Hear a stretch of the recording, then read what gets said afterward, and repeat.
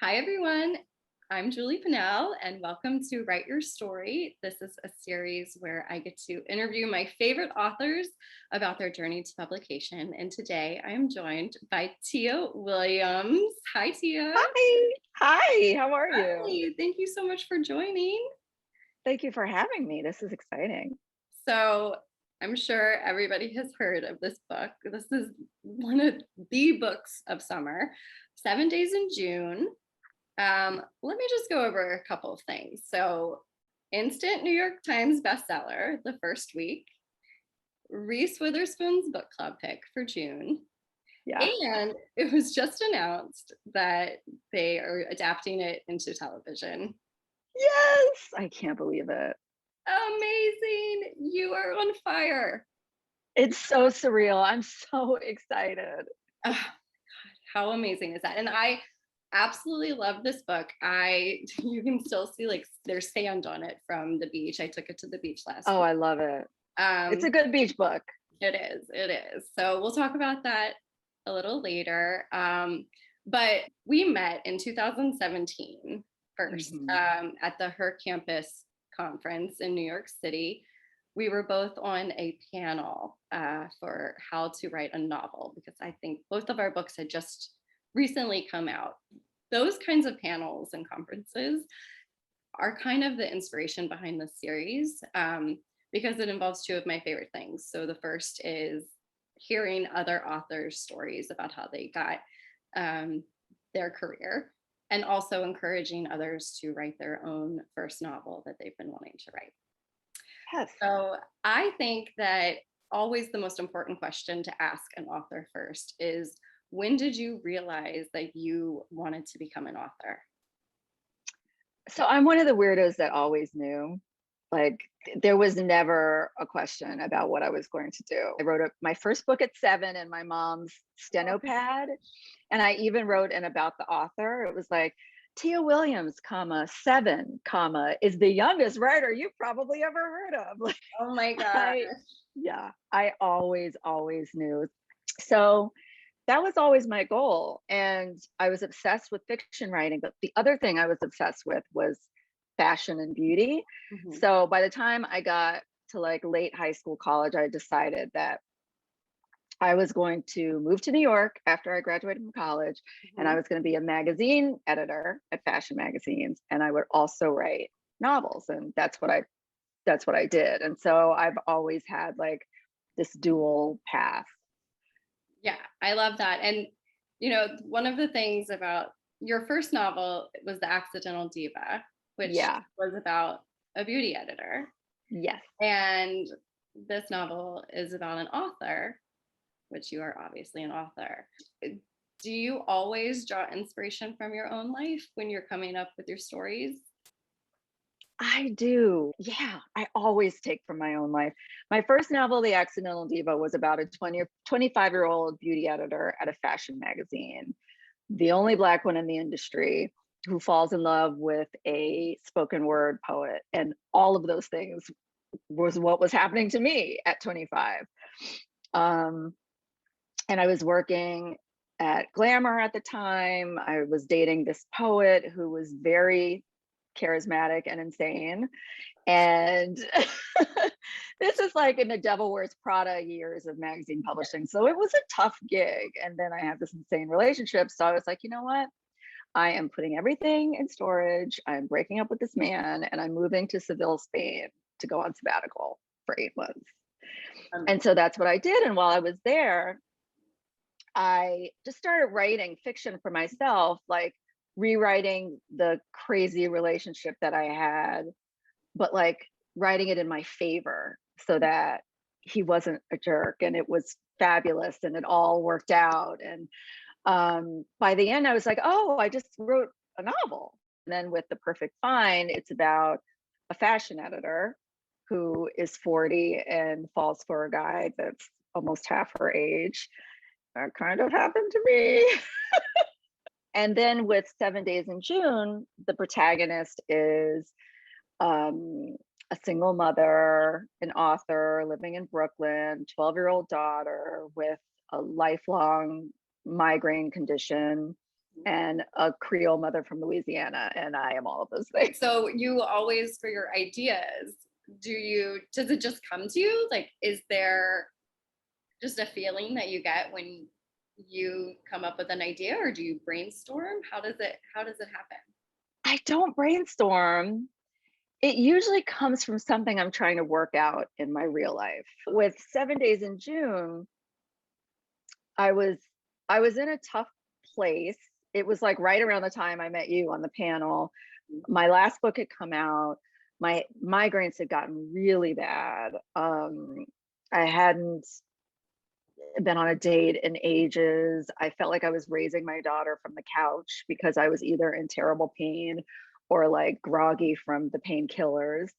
I was like, who's ever going to love this? Like, yeah, I was just feeling really dark and a little bit lost. And so I created Eva to kind of write my way out of it a little bit. Like maybe I'll give a character all of what I feel are my shortcomings, and then give her, this love and excitement and sex and, you know, um, renewed creative inspiration. And maybe I will get it through that. Like maybe I'll manifest something. And the weird thing is, halfway through writing it, was it halfway? Like halfway, I met my husband. I swiped on him, I love it. I and like, absolutely love that. isn't that crazy? I think you are the perfect example of the power of manifestation, because Totally. you literally just did that. But one of the things that I love about this whole 7 Days in June thing is that a few weeks before your book came out, I remember seeing on Facebook, you said, I'm going to manifest this as a New York Times Did. bestseller. And That's look right. what happened. And I'm I just, have a girlfriend who's a believer. She's like, manifest it, do it. So I put it on Twitter too. I was like, this will happen. I mean, do you think that there's anything there for people who want to write a book? Like, do you look at manifestation and power of positive thinking when you're writing a book? I mean, not besides getting your husband, but like, I'm going Right. to finish this book and I'm going to have it sold. I do think there's something there. I never believed in any of it, despite all evidence to the contrary. When I was writing The Perfect Find, I was nowhere near finished it. I had writer's block. This same girlfriend was like, do a vision board. I know you're like anti everything, but just like do one. It can't hurt, Yeah. to help me get through writing the rest of the book. The Perfect Find's cover eventually was yellow, like it's a yellow book, but I had no idea at the time. I made a yellow vision board and I put all this stuff on it that came true. But the craziest thing was that I randomly cut out a picture of Gabrielle Union and put it. Isn't that nuts? I hadn't even finished the That's book. crazy. For those who don't know, they're making a Netflix series and starring Gabrielle Union. Yeah. Tia. And This is right? amazing. Isn't it crazy? I think that there's something there, and I think that everyone should go and make a vision board right now for their book. I think so too. There's so much power in it. Well, yours obviously worked. That's amazing. Do you have any other really big advice that you share automatically with people who say, how do you write a novel? I usually take a couple of months just to research and decide who each character is. So much so that I can step into them and animate them in any type of scene because I'm so sure about who each person is. And the easiest way to start doing that for me is to take some aspect of myself and grow a character out of that. Because I find that if you have something in common with everyone, it's a lot easier to animate them. Even if it's a kid, if it's a dog, it doesn't matter. Like some personality trait, something that you can inhabit and understand. I've never tried to write even like my villainous, wicked characters, even Eva's mother, there's a little bit of, in her vanity that I can relate to. I love that. That's great. And I think that Yeah. your characters, I actually think that's something you do really, really well. Thank you. Character development. So I like that tip. I might use it for my own. So now we've come to the part where I ask you 5 quick questions. So you're a beauty editor. Yes. If 7 days in June was a nail polish color, what would it look like?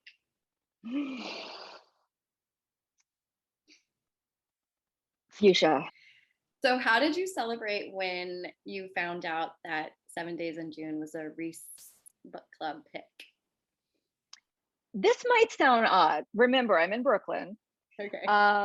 So I I love a hair mask.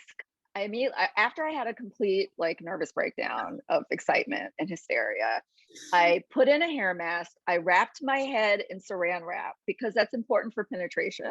Okay. And then I sat on my this is what I'm saying, like remember that I'm in a Brooklyn apartment. I sat on my fire escape with a Haagen-Dazs vanilla chocolate almond ice cream bar. And I just felt the vibes. I was so happy. And then my hair was soft and shiny afterwards. And then you were beautiful. Yes. I love it. So you had mentioned that you wrote a book when you were it was 7, right? When you were 7. So maybe this is that answer, but maybe not. What is the first fictional story that you ever wrote that you remember writing? It's that one, Peter Yeah. and the Bunny. Yeah. What was it called? Peter and the Bunny, and it's fully illustrated. In the about the author piece, I taped in my kindergarten graduation picture. Like I knew this was going to happen. Yeah. I absolutely love that. I have books where, like my childhood books, my kids are old enough now that they're getting my Yeah. own books. And I have like book reviews in there and also library cards that I made. Oh, So I think there is something like about the childhood, like yeah, you knew. you Oh, just library cards. That's know. wonderful. So, okay, if you could spend a day with any other author, living or not living, who would it be? Um, I would say honestly, Stephen King. He's my favorite author. Oh, And it always surprises people when they ask me and I tell them that I'm a horror buff and I am obsessed with Stephen King. And I honestly think he's such a great American storyteller. Everything, like I got the whole structure from 7 Days in June from it, like the flashbacks, the kids in the 50s and the adults in the 80s, and the way it went back and forth, and how what happened in the 50s informed who the current day characters were. And I just learned how to write fiction from him and his book on writing. I mean, come on, it's like the fiction writing Bible. I would love to sit down and talk to him. okay, and then the fifth question: who is your first reader? My agent, Charisse Fisher, who is completely a genius. I call her my book doula because she is definitely that. So, can you give us a brief rundown of 7 Days in June? Can you tell us about it? Yes.